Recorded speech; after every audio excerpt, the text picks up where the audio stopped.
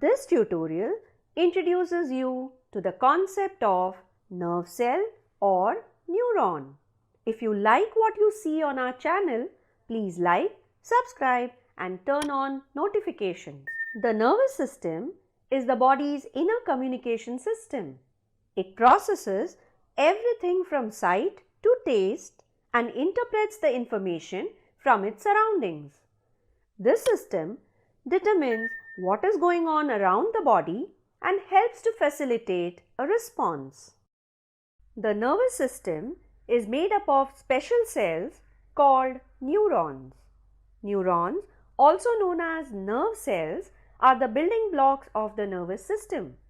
They receive and transmit signals to different parts of the body.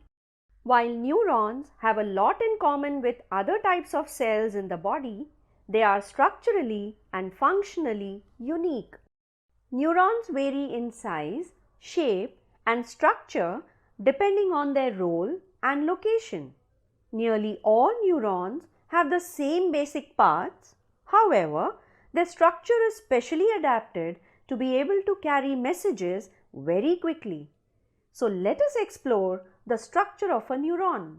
Neurons have a cell body, also called as cyton, which contain the nucleus, cytoplasm and other organelles.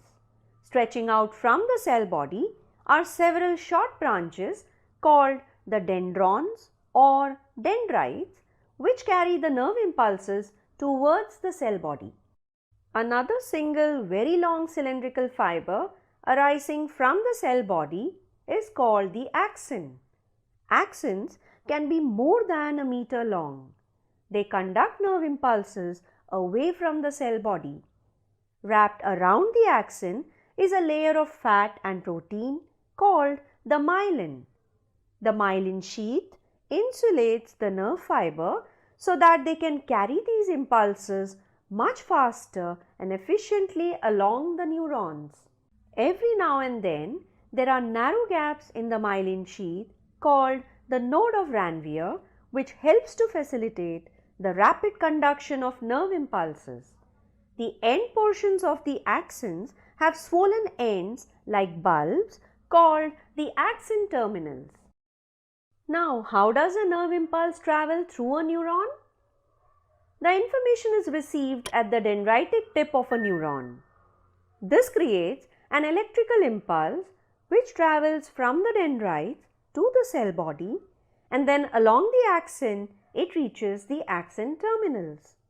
From here, the impulse is passed to the dendrites of another one or more neurons which are closely placed but not connected. Such gaps in between two neurons are called synaptic clefts. We will learn more about synaptic clefts and synapse in our next tutorial.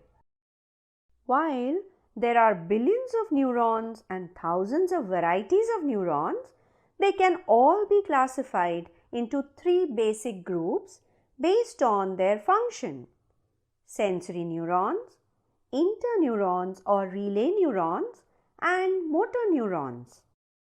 The sensory neurons conduct impulses from the sense organs like the eyes, ears, nose, skin and tongue to the brain and spinal cord so that it can be processed. The interneurons or relay neurons, which are found only in the brain and spinal cord, receive information from one neuron and transmits it to the other neurons, that is, perform the function of integration in the nervous system.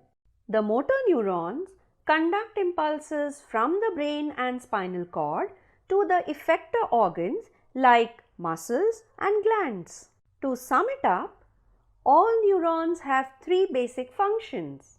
These are to receive signals or information, to integrate incoming signals, and communicate signals to target cells like the other neurons or muscles or glands to generate a response. Do you know how do the different types of neurons help us respond? Well, they do so by forming reflex arcs. Please watch our tutorial on reflex action and reflex arc to understand this concept.